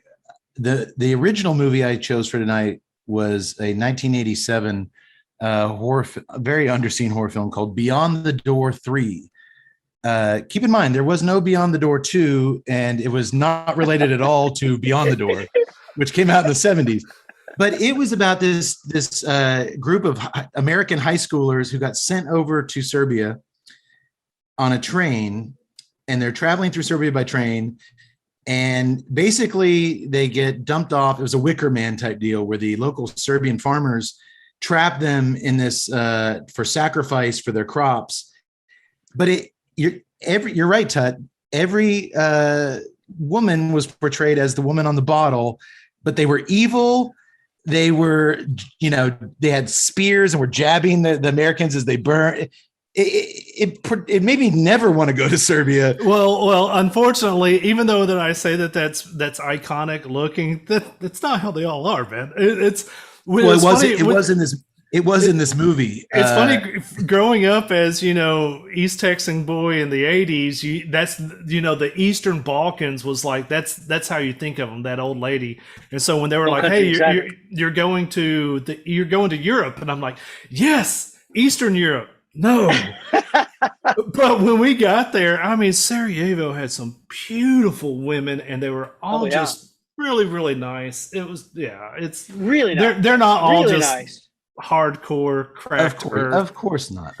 No, okay, but there's a wildness. There's an independence and wildness. For example, this part of the world, is under Turkish domination for 500 years, right? And they're Serbians, just using them as an example, like you use Croatians or Bosnians, but I'm using Serbians. They're an Orthodox country, and they hung on to it. They hung on to it by like fighting. They were kind of like Ukrainians to against the Russians, where they were the smaller power that had to stick up for themselves, and they went through a lot of shit. And when you go through that for many generations, I mean, that gets into your character. It gets into what you get, the values that get passed down. And these old ladies in the hills, there's a gothicness about them, and they're tough, man. They are tough. Like, and they talk shit. They swear, and they like, there's a certain I wouldn't want to be on their bad side, and I love that part of the world. I love going out there, but it's serious stuff there. They're hard people, man. Yeah. Well, you were representing them well. Oh, I almost before I let you go, we got one last song from Sol Victus. You guys, to everyone's surprise, came out with a new album for us, and it's just it's a Faith No More album, which is all we wanted. And this one was also tough. I almost went with Matador, but I decided to pick your brain about Sunny Side Up because it's a perfect example of a Faith No More song I didn't know how bad I needed until I heard it. And I like that one. We all like that one. But a lot of people have told me that I hate that fucking song, and I love that. Scrap it. Every time that goes on the record, I skip that one. I love that fucking song. Okay, cool, great. Great. You guys did it. You guys did a BBC sessions. Yes, those were great. That was fantastic. I hope we can release that. Actually. Oh, I hope so. I'd like to remix that and release it because the difference, that album, I like it. We let the album go. We like what we did, but it isn't like we played it every night. And when we recorded that BBC, we'd been touring it for a couple months. And when you play live is when you really get to know some music. And we just did that. That's all first take stuff. Maybe we did 2 takes of each song. And but there's a confidence that we had because we knew that music so well. Yeah, that rendition of Sunny Side Up, Mike's in the booth, and you guys are there in the awesome acoustics of that BBC studio, and Sunny Side Up, just shit, man, it's just so different, and so even in Sol Invictus, it's just its own little oddity. It is. It's definitely the redheaded stepchild of that record. Yeah, for sure. and I always kind of gravitate towards those. So I'm glad you guys dig that. Okay, and I would love to see that BBC recordings released. Yes, it'd be really cool. Like immersive audio with that recording would be badass. That would be so cool. All right. Well, we kind of talked about it a little bit, man. I hope we can do it. Okay. Well, we'll stay tuned for that. Well, Bill, I certainly hope that. Real quick, Cody, did you try the Boilermaker? I did not. I did. Okay. I figured I wasn't going to do it. I won't lie. I just wanted to keep drinking it because if I'm not going to be able to get any in my area anytime soon. That's okay. So you guys, let's stay in touch because we are going to get into Texas this year, and I'll definitely let you know. Okay. It's coming. Please. It's definitely coming. Okay. Cool. Yak Boy, you got to get this on the shelf at the pub, my friend. Start preaching to the masses. I will. Absolutely. This is something. I mean, there's so many different things I want to. I mean, we try to put different things out for but it's not something. If I can't get it in, or I can't get it on a regular basis, it's hard to do. Well, Exactly. Well, next time we do one of our official Tuesday night cigar nights at the pub with some of the general public around, maybe instead of the tray of scotch, we'll bring out a tray of Pervin and open some eyes. Why not? Absolutely. I'd be down with that. I would absolutely. Well, Bill, I certainly hope that opportunities continue to open for you in the world of film composing, because we always need new music from you in whatever capacity we can get it. I wish you nothing but major success with Yebiga. Exactly. I get so much shit for the way I pronounce cigar names and oh God. It's an incredibly unique beverage with a great taste and a fascinating cultural story behind it. And we can attest, obviously, that it pairs really interestingly with the premium cigar. So we will sing its praises on that front to all who listen to us. If you own a cigar lounge, order some bottles. Immediately, your clientele will thank you for introducing them to something new and special. I'm officially announcing, I just decided the Tuesday Night Cigar Club is going to be the unofficial ambassadors. If we're at a blending seminar, if we're going to a cigar festival, look for us. We'll have a bottle. We've been known to be very generous pourers. And let's start spreading the gospel. This would have been a very awkward 2 hours, Billy, if we didn't like it. Very good point. I did have that fear until I took the first sip, and I'm like, we're gonna be okay. We're gonna be all right. So yeah, and I also hope that Faith No More can perhaps reunite on stage sometime in the future to give the world what it really needs now more than ever, which is some more fucking Faith No More. A band that my life would look very differently today without your music in it all these years.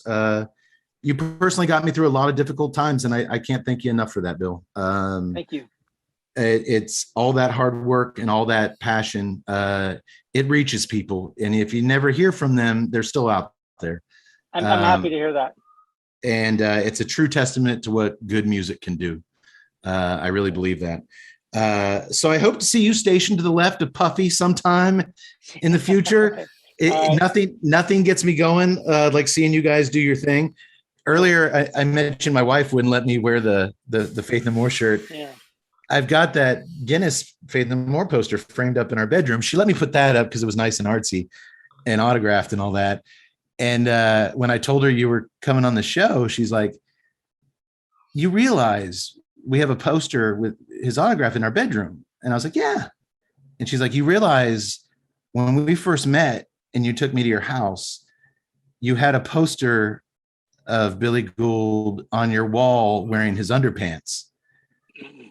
And I was like, "What?" And she was like, "Think about it." And she's like, I've done quite a bit of drinking over the years, and that was a long time ago. And then I was like, "Oh my God, you guys did this hilarious promotional poster where I guess they told you guys to strip down to your boxers." And I know that one. And sure enough, she's like, "That shows you how much I liked you." He's like, it was literally right over your bed.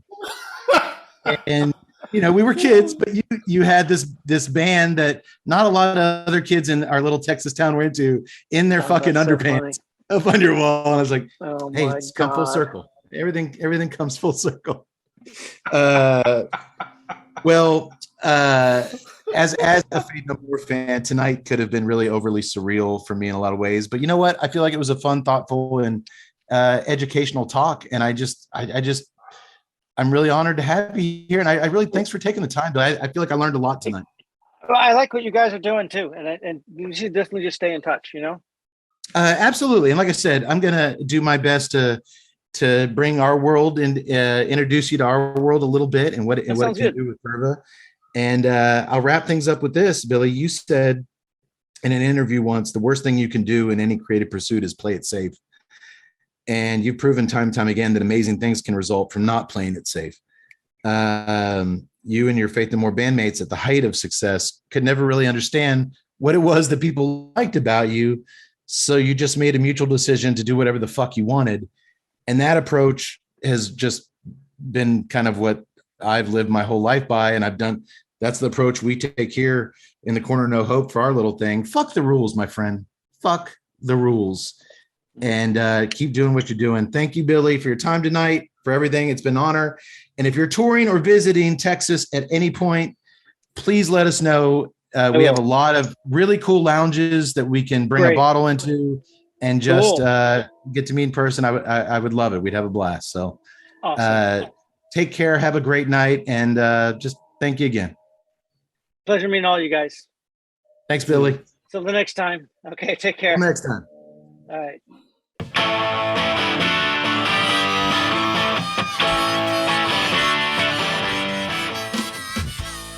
To learn more about the time I worked as a roadie on the 1985 Toto World Tour, wait, groupie. I was not a roadie, I was a groupie. Subtle difference, I suppose, for those who just won't ever get it. And by the way, Cade was right for once. Those guys really were the least horny band I have ever followed across the country.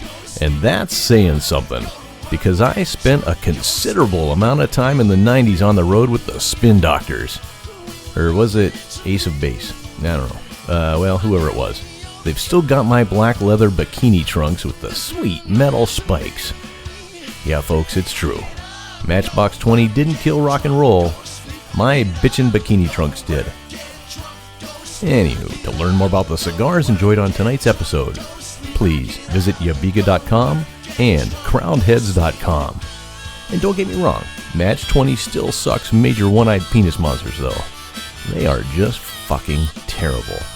For more on O'Brien's Irish Pub, the live music leader in Central Texas, please visit o'brienstemple.com and download their free smartphone app, where you'll find full beer listings including over 40 on tap, menu information, and a calendar of upcoming live events.